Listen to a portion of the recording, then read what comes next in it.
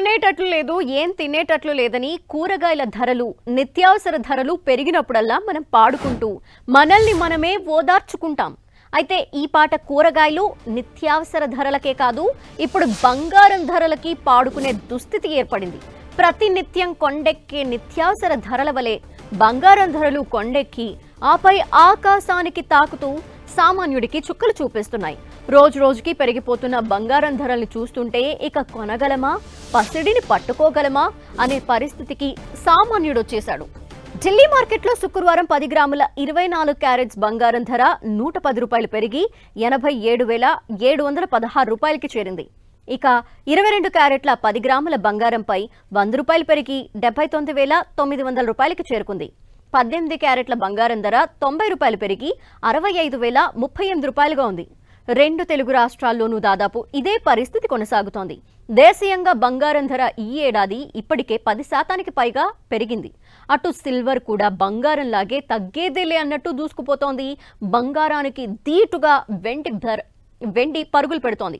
ప్రస్తుతం కిలో వెండిపై 108 రూపాయలు పెరిగి 1,08,000కి చేరుకుంది.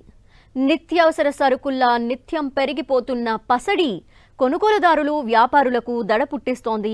పెరిగిన ధర చూస్తుంటే పేదలు, అతి సామాన్యులు అయితే సొమ్మసిల్లిపోయే పరిస్థితి నెలకొంది. తమ పిల్లల పెళ్లిళ్ల కోసం పసిడి కొలాననుకునే పేదవారు బంగారం ధరలు చూసి బెంబేలెత్తిపోతున్నారు.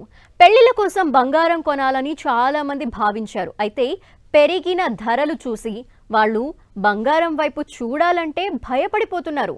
ధర ఎప్పుడు తగ్గుతుంది, బంగారం కొనేందుకు ఏది సరైన సమయం అని అదే పనిగా ఫోన్ చేసి అడుగుతున్నారు. వివాహాల సీజన్ అయినప్పటికీ ధరలు అందుబాటులో లేకపోవడంతో దేశవ్యాప్తంగా పసిడి విక్రయాలు గణనీయంగా పడిపోయాయి. బంగారం ధరలు విపరీతంగా పెరిగిపోవడంతో ఇటీవల కాలంలో వెండిపై బంగారం పూత పూసిన ఆభరణాలకు గిరాకీ పెరుగుతోంది. బంగారం కొనలేని సామాన్యులు వెండితో తయారు చేసి బంగారు పూత పూసిన ఆభరణాల్ని కొనుగోలు చేస్తున్నారు. ముఖ్యంగా వడ్డానాలపై మోజుండి ధర వల్ల బంగారంతో చేయించుకోలేని వారు వీటిని ఆశ్రయిస్తున్నారు. 1 గ్రామ్ గోల్డ్కి బదులు వెండిపై బంగారం పూత పూసినవి కొనుక్కుంటున్నారు.